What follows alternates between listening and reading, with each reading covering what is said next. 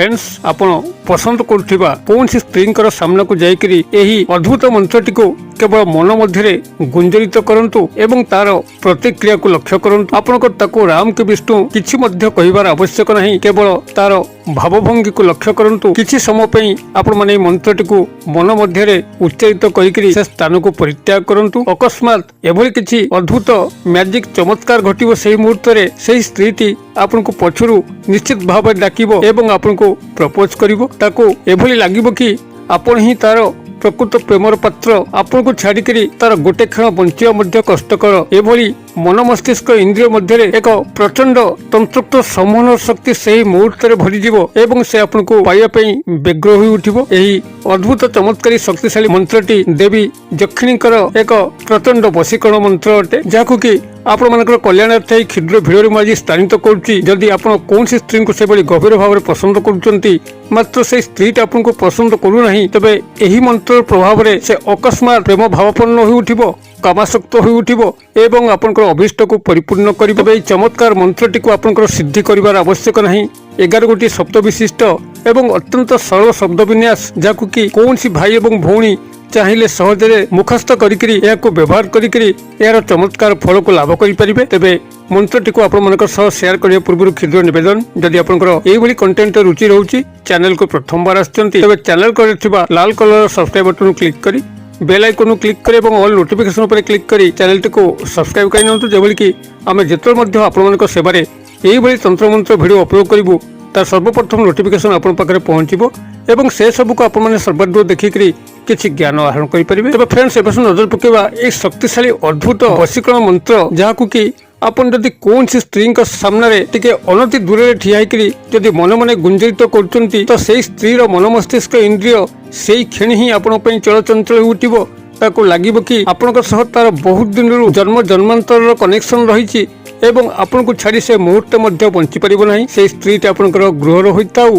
घर पाख रहिताउ किंबा सामाजिक सांस्कृतिक किंबा वृत्तिगत क्षेत्र कौन सी मध्य स्त्री होइताउ से आपनकर प्रेमर दासी पलटिबो एवं आपनकर प्रति कामासक्त मध्य हो उठिबो। तेबे आपनकर तंत्र मंत्र दुनिया जदि आपण मन लक्ष्य करिवे एबल तो बहुत तंत्र मंत्र अछि जाकि गणिले मध्य गणि होबो नाही। एते मध्य भारत भूखंड रे मंत्र गदा रहिछि एवं एई गदा भितर आपण ए मंत्रटी को मध्य देखिबे से समस्तक संगे सामिल हेला बोली लागिबो।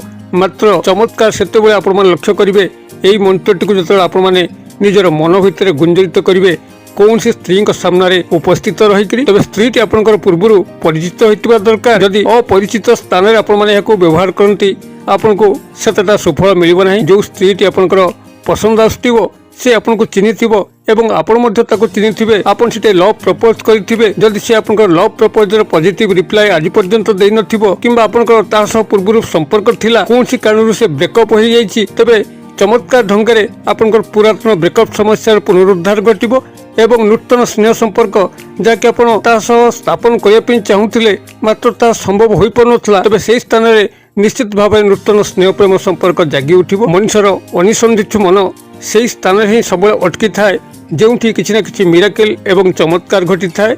एई भली ए मध्य एक चमत्कारी मंत्र जेतेबेले मध्य आपण माने एक मानस गुंजरित करिवे कौन स्त्री सामने रे ठिया हेकरी सेतिबेले ही यार चमत्कारिता को उपलब्ध करिवे एवं एई मंत्र प्रति आपनकर स्नेह भाव चली आसीबो दुर्बलता मध्य चली आसीबो। तेबे एई मंत्र जो सामान्य विधान टिकक रहुची ताको एक क्षुद्र वीडियो रे मु आपनकर कल्याणार्थ शेयर करूची। वीडियो को ध्यान सहकार सुनथांतु। जदि आपण कौन सी स्त्री को लेकर गभीर दुखित अवस्था रे अछंती आपण तांको गभीर भाव रे भल पाउचंती मात्र जदि से आपनकर प्रेमर मूल्य बुझी पारु नथांती से आपनकर निज स्त्री मध्य होइताउ आपनकर स्त्री रो समस्त भरण पोषण दायित्व नेला बेले जदि स्त्री आपनकर प्रति अनुरक्ति भाव रहू नाही सब आपनकर कथा ऊपर जवाब दउची मुखर भली आपनको लागुची एवं तार व्यवहार दिन दिन आपण पखरे अतिष्ठ हो जाउची देखिबे से स्त्री आपनकर दासत्व स्वीकार करिवो सदा सर्वदा आपनकर प्रति प्रेम भावपूर्ण रहिबो कामासक्त मध्य रहिबो। एक मंगलकारी चमत्कारी देवी यक्षिणीकर एक प्रचंड वशीकरण मंत्र अटे जाकु कि आपण माने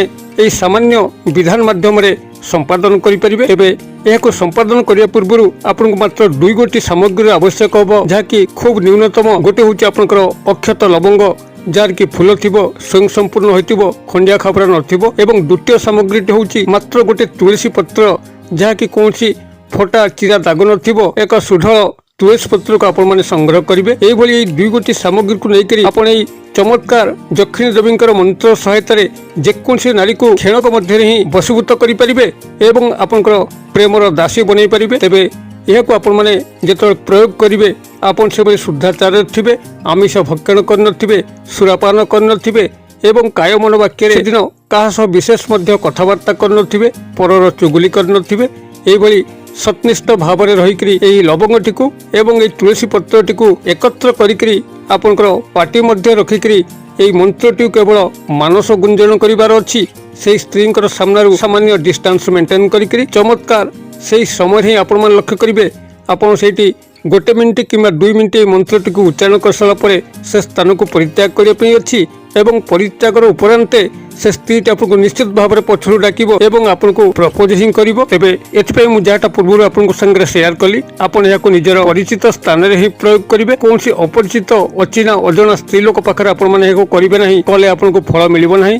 ଯୋଉଠି ଆପଣଙ୍କର ଭାବ ରହିଛି ଏବଂ ସେ ଭାବର ପ୍ରତିଦାନ ଆପଣମାନେ ତାଠାରୁ ଆଶା କରୁଛନ୍ତି ମାତ୍ର ସେ ଭାବ ଆପଣ ତାଠାରୁ ମିଳୁନାହିଁ, ସେଇଭଳି ଚିହ୍ନା ପରିଚିତ ସ୍ଥାନରେ ଆପଣମାନେ ଏହାକୁ ପ୍ରୟୋଗ କରନ୍ତୁ। ସେହି ସ୍ତ୍ରୀଟି ନିଶ୍ଚିତ ଭାବରେ ଆପଣଙ୍କୁ ଭଲ ପାଇବ ଏବଂ ତାର ପ୍ରେମର ଉପଯୁକ୍ତ ପାତ୍ର ବୋଲି ଭାବିବ। ତେବେ ଯଦି ସ୍ତ୍ରୀଟି ଆପଣଙ୍କ ପାଇଁ ଉପଯୁକ୍ତ ସେଇଭଳି ସ୍ଥାନରେ ହିଁ ପ୍ରୟୋଗ କରିବେ, ଅନ୍ୟଥା ଆପଣ ତା ପାଇଁ ଉପଯୁକ୍ତ ନଥିବେ, ବୟସର ତାରତମ୍ୟ ଥିବ, ଜାତିର ତାରତମ୍ୟ ଥିବ, ଏଭଳି କୌଣସି ଅସମ୍ଭବ ଜାଗାରେ ଆପଣମାନେ ଏହି ମନ୍ତ୍ରକୁ ପ୍ରୟୋଗ କରିବେ ନାହିଁ।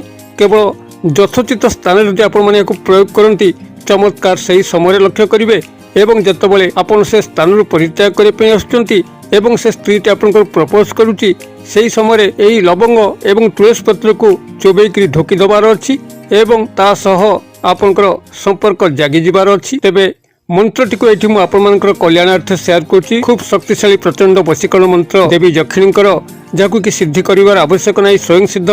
କେବଳ ଆପଣମାନେ ଏହାକୁ ସେହି ସ୍ତ୍ରୀ ସାମ୍ନାରେ ଠିଆ ହୋଇକରି 1 ମିନିଟ୍ 2 ମିନିଟ୍ ପାଇଁ ମାନସ ଗୁଞ୍ଜନ କରିବା ପାଇଁ ଅଛି। ମନ୍ତ୍ରଟି ଆପଣଙ୍କର ଏଇଭଳି ରହିବ। ଓಂ ଯକ୍ଷିଣୀ ଦେବୀ ଅମୁକ ନାରୀ ମମ ବଶ୍ୟମ ବଶ୍ୟମ କୁରୁ କୁରୁ ସ୍ୱାହା। ମୁଁ ଆଉଥରେ କହିଦଉଛି, ଓಂ ଯକ୍ଷିଣୀ ଦେବୀ ଅମୁକ ନାରୀ ମମ ବଶ୍ୟମ ବଶ୍ୟମ କୁରୁ କୁରୁ ସ୍ୱାହା।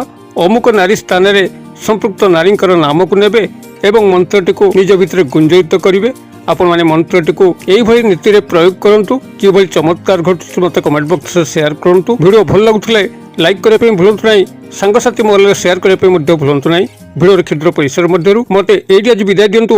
ପୁଣି ଆପଣଙ୍କ ସହ ଦେଖା ହେବ ଆଉ ଏଇଭଳି ଏକ ଶିକ୍ଷଣୀୟ ଭିଡ଼ିଓରେ। ସେ ପର୍ଯ୍ୟନ୍ତ ଦର୍ଶକ ବନ୍ଧୁ ଆପଣମାନେ ସମସ୍ତେ ମଙ୍ଗଳଙ୍କ କୃପାରୁ ଭଲରେ ଥାନ୍ତୁ। ରହୁଛି।